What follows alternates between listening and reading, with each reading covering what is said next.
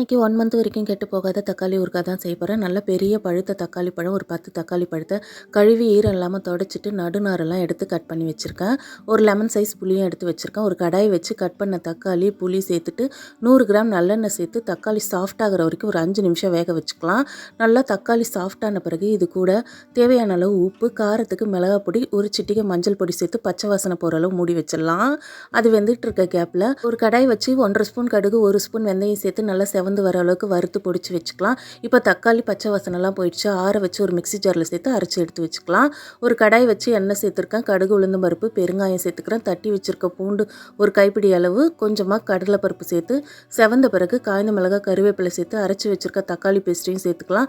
தண்ணி எதுவும் சேர்க்கக்கூடாதுங்க. நல்லா கலந்து விட்டு மூடி வச்சு நல்லா எண்ணெய் பிரிஞ்சு வந்ததும் அரைச்சி வச்சுருக்க கடுகு வெந்தய பொடியை சேர்த்து நல்லா கலந்து விட்டு ஸ்டவ் ஆஃப் பண்ணிடலாம். சாதத்து கூட டிஃபன் கூடலாம் அல்டிமேட்டாக இருக்கும். ட்ரை பண்ணி பாருங்கள்.